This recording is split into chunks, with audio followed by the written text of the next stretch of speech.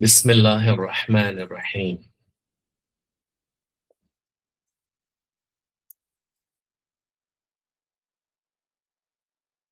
عن جابر بن عبد الله رضي الله عنه قال: كان رسول الله صلى الله عليه وسلم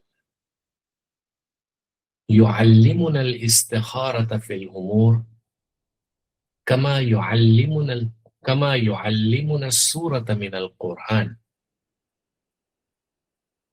يقول: إذا هم أحدكم بالأمر فليركع ركعتين من غير الفريضة ثم ليقل: اللهم إني أستخيرك بعلمك وأستغفرك بقدرتك وأسألك من فضلك العظيم فإنك تقدر ولا أقدر وتعلم ولا أعلم وأنت علام الغيوب. اللهم إن كنت تعلم أن هذا الأمر خير لي في ديني ومعاشي وعاقبة أمري، أو قال في عاجل أمري وآجله، فاقدره لي ويسره لي ثم بارك لي فيه. وإن كنت تعلم أن هذا الأمر شر لي في ديني ومعاشي وعاقبة أمري، أو قال في عاجل أمري وآجله، فاصرفه عني واصرفني عنه واقدر لي الخير حيث كان ثم أرضني به.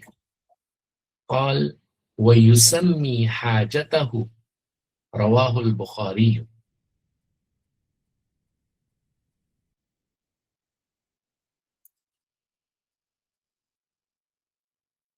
اب ہم اس کا ترجمہ کرتے ہیں.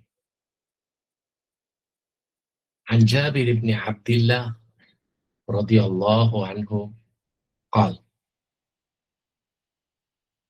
حضرت جابر ابن عبداللہ رضی اللہ عنہ وہ بیان کرتے ہیں: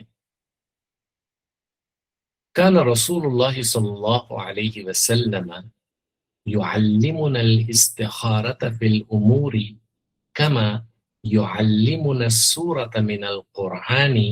يقول، وہ بیان کرتے ہیں کہ رسول اللہ صلی اللہ علیہ وسلم ہمیں تمام معاملات میں استخارہ یعنی اللہ سے خیر طلب کرنا اس اہتمام و شفقت سے سکھاتے تھے جیسے ہمیں قرآن مجید کی کوئی سورت تعلیم فرما رہے ہوں. آپ صلی اللہ علیہ وسلم کہتے تھے: اذا ہم احدکم بالامر فلیرکع رکعتین من غیر الفریضۃ ثم لیقل. جب تم میں سے کوئی کسی اہم معاملے کا ارادہ کرے تو اسے چاہیے کہ فرض کے علاوہ 2 رکعت نفل ادا کرے اور پھر نہایت عاجزی و انکساری کے ساتھ یوں عرض کرے: اللہم، اے میرے اللہ، انی استخیرک بعلمک، میں تجھ سے تیرے علم کے ذریعے سے خیر چاہتا ہوں. یا اس کا ترجمہ یوں بھی کر سکتے ہیں کہ اے اللہ، میں تجھ سے بھلائی طلب کرتا ہوں تیرے علم کے ذریعے سے. وَأَسْتَقْدِرُكَ بِقُدْرَتِكَ. استقدر یستقدر قدرت طلب کرنا. وَأَسْتَقْدِرُكَ بِقُدْرَتِكَ اور تیری بے پناہ قدرت کے ذریعے تجھ سے خیر پر قدرت مانگتا ہوں. وَأَسْأَلُكَ مِنْ فَضْلِكَ الْعَظِيمِ.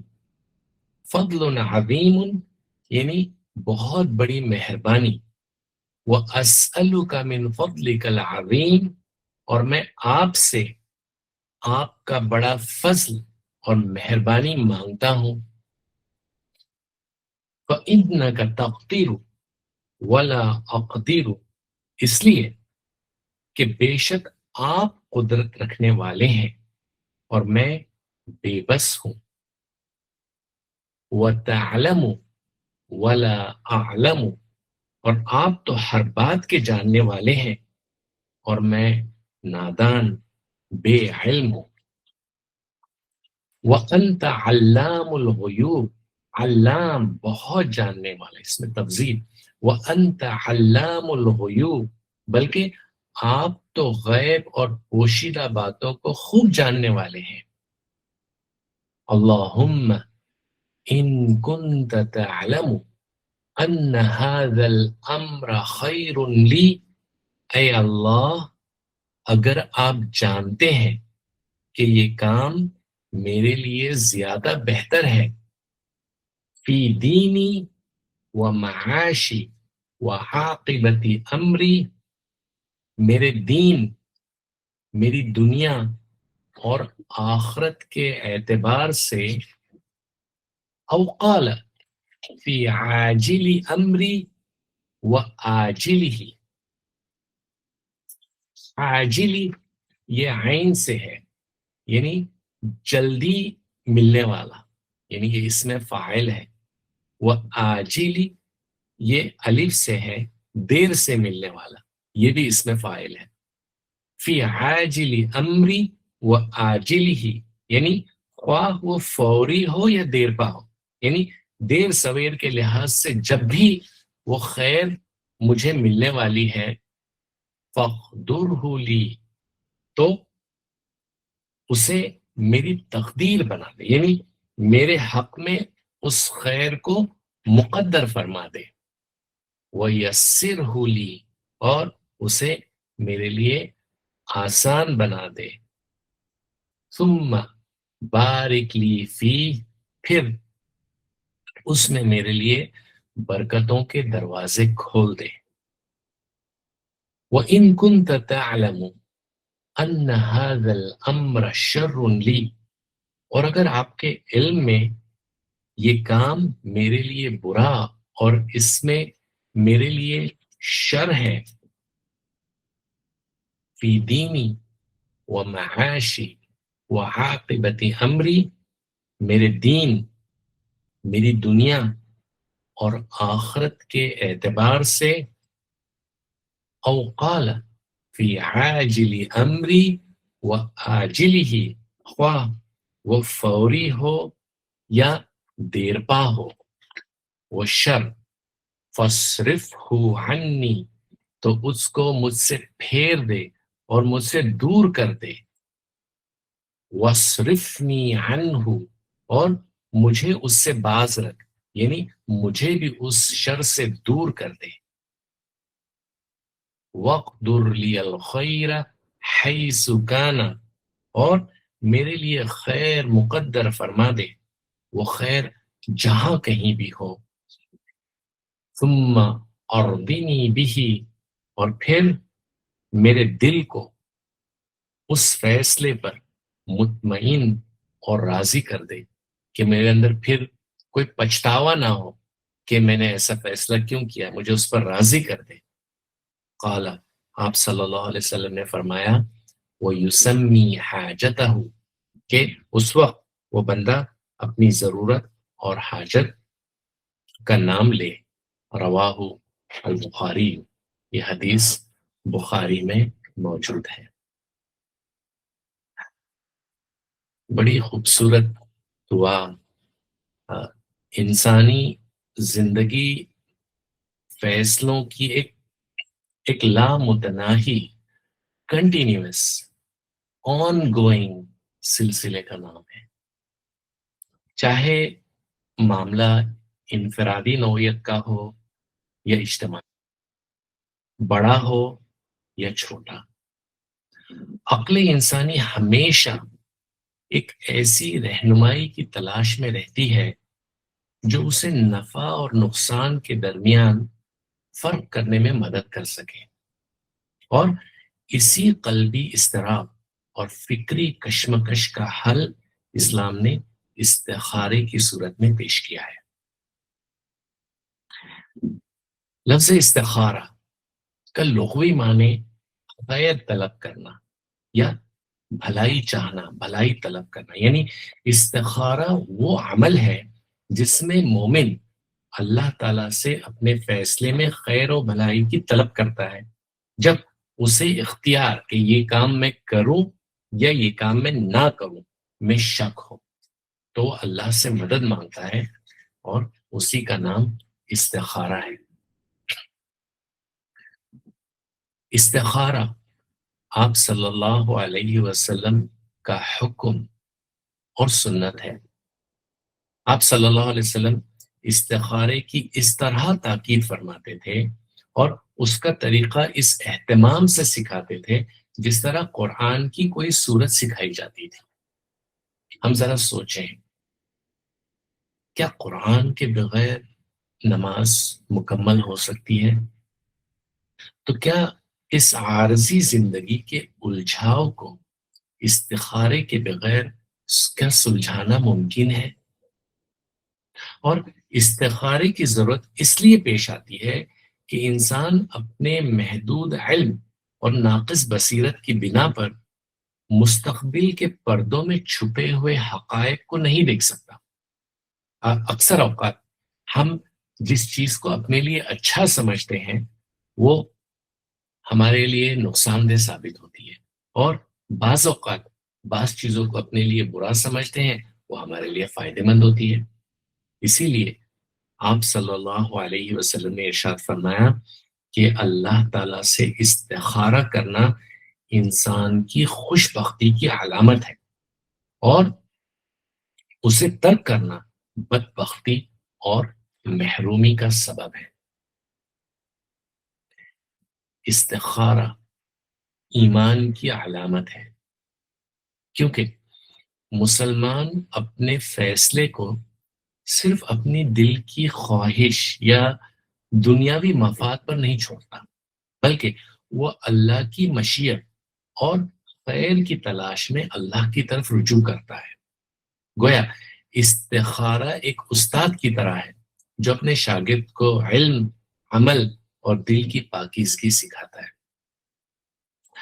جب انسان یہ کہتا ہے اللہم ان کنت تعلم ان هذا الامر خیر لی فی دینی و معاشی و عاقبت امری، تو گویا وہ اپنی ضرورتوں کو اس طرح تقسیم کرتا ہے کہ فی دینی، کیا یہ فیصلہ میرے دین اور ایمان کی حفاظت کا ضامن ہے، وہ معاشی، کیا اس میں میرے رزق اور دنیاوی زندگی کی بہتری ہے، وہ عاقبت امری، کیا اس فیصلے کا انجام آخرت میں میرے لیے نجات کا سبب بنے گا۔ تو اسلام جو ہے دنیا اور آخرت کو الگ الگ نہیں دیکھتا، بلکہ ایک مومن کے لیے دنیاوی کامیابی وہی ہے جو اس کے دین کی کامیابی کا اور آخرت کی کامیابی کا سبب بنے۔ استخارہ بے شمار فائدوں سے بھرا ہوا ہے۔ ایک تو یہ کہ بے چینی کا ازالہ اور قلبی اطمینان حاصل ہوتا ہے۔ جب بندہ اپنے معاملات اللہ کے سپرد کر کے فیصلہ کرتا ہے وہ کبھی پشیمان نہیں ہوتا۔ دعا کے آخر میں یہ بھی ہے ثم ارضنی بہ، یعنی اے اللہ میرے دل میں اطمینان اور امید خیر پیدا کر، اور مجھے اس فیصلے پر راضی کر کہ میں بعد میں اس کا جو بھی اس کا آؤٹ کم ہو اور میں اس پہ راضی رہوں، اور میرے دل کو ایک بے چینی اور بے اطمینانی نہ ہو، اور ایک ڈپریشن نہ ہو جس میں آج کے زمانے میں لوگ اس کا شکار ہیں۔ دوسرے یہ کہ استخارہ انسانی تدبیر اور اللہ تعالیٰ پر توکل کا ایک حسین امتزاج ہے۔ مومن تدبیر اور توکل دونوں میں بیلنس کرتا ہے، وہ اونٹ کو بھی اچھی طرح باندھتا ہے اور اللہ پر بھی مکمل توکل کرتا ہے۔ یہ ایک مومن کی علامت ہے۔ استخارہ جلد بازی اور عجلت پسندی کا بہترین علاج ہے۔ استخارہ جو ہے وہ انسان کو ٹھہر کر، رک کر سوچنے اور اللہ تعالیٰ سے رجوع کرنے کا موقع دیتا ہے، جو اسے جلد بازی کے نقصانات سے بچاتا ہے۔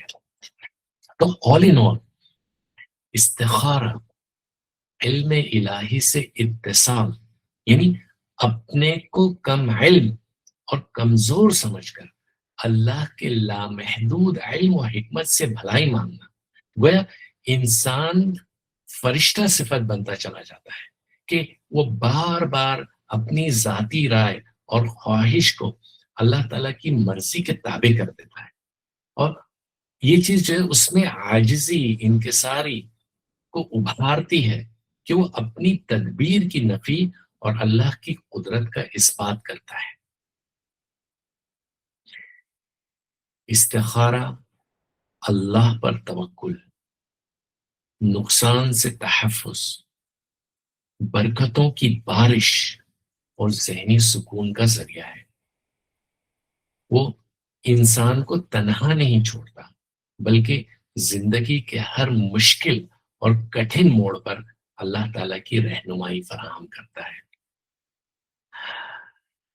استخارہ کے تعلق سے بہت سارے مسکنسپشن ہیں۔ ایک تو یہ کہ بعض لوگ یہ سمجھتے ہیں کہ رات میں 2 رکعت نفل نماز پڑھ کر استخارہ کی دعا مانگ کر سونا تو رات میں خواب آتا ہے۔ ایسا کچھ بھی نہیں ہے، نہ یہ حدیث سے ثابت ہوتا ہے۔ استخارے کا کوئی ٹائم فریم نہیں ہے، کسی بھی وقت انسان استخارہ کر سکتا ہے۔ تو یہ جو سوچ ہے یہ غلط سوچ ہے۔ دوسرا یہ کہ اکثر لوگ سوچتے ہیں کہ ہم کسی اور سے کہیں، کہ کسی دوسرے سے کہیں کہ آپ ہمارے لیے استخارہ کریں۔ انسان کیوں نہیں اپنے آپ کو اللہ تعالیٰ سے جوڑتا ہے، اللہ تعالیٰ سے تعلق کرتا ہے اور وہ خود استخارہ کرے؟ کیونکہ جو اس وقت میرے جذبات ہیں وہ کسی اور کے کیسے ہو سکتے ہیں؟ میں اپنے حالات کو اللہ کے سامنے اوروں سے بہتر انداز سے پیش کر سکتا ہوں، تو میں دوسروں کی محتاجی کیوں کروں؟ میں اللہ تعالیٰ سے اپنے آپ کو ڈائریکٹلی جوڑوں اور اللہ تعالیٰ سے مانگوں۔ دوسری یہ کہ بعض لوگ یہ سمجھتے ہیں کہ استخارہ جو ہے وہ نکاح کے لیے یا شادی کے لیے ضروری ہے۔ ایسا کچھ نہیں ہے۔ استخارہ ہر چھوٹی بڑی چیز کے لیے، چاہے کیوں نکاح کیوں نہ ہو یا کوئی بھی چیز ہو، استخارہ جو ہے، بلکہ استخارہ ایک عادت اور ایک معمول ہونا چاہیے جو ڈیلی بیسس پہ، ایوری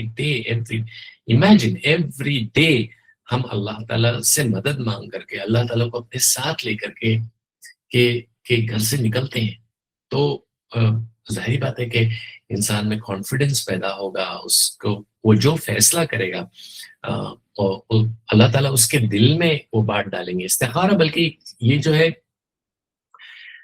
انسان کے دل کا رجحان، اس کے دل میں کسی چیز کا انشراح ہو جانا۔ استخارہ یہ نہیں کہ کوئی غیبی اشارہ ہوتا ہے یا کہ میرے گھر کے سامنے کوئی جانور بیٹھ گیا اور اس نے میری طرف دیکھا، یا کوئی چیز کسی نے دیکھ کے مسکرایا تو کوئی سائن ہے۔ ایسی کوئی سائن نہیں ہے، بلکہ اللہ تعالیٰ دل میں ایک انشراح پیدا کرتے ہیں کہ مجھے یہ کام کرنا ہے، اور بس وہی استخارہ ہے۔ تو اللہ تعالیٰ مجھے بھی اور آپ کو بھی اللہ تعالیٰ سے مانگنے کی عادت پیدا کرے اور استخارہ ہم ڈیلی بیسس پہ کریں۔ میں یہاں یہ چاہوں گا کہ چلو ہم ایک تشکیل کرتے ہیں، اور مجھے نہیں معلوم کہ کتنے لوگ اس وقت یہاں موجود ہیں۔ اگر آپ نیت کرتے ہو کہ آپ ڈیلی بیسس پہ، انشاءاللہ میں یہ دعا کو ہمارے واٹس ایپ گروپ میں بھی ڈال دوں گا، وہ ڈیلی بیسس پہ اللہ تعالیٰ 2 رکعت نماز پڑھیں اور اللہ تعالیٰ سے مانگیں، اور پھر گھر سے نکلیں، اپنا کوئی جو بھی وقت ان کا مناسب ہے اس میں استخارے کی دعا پڑھیں، اور یہ اپنا زندگی کا ایک معمول بنائیں۔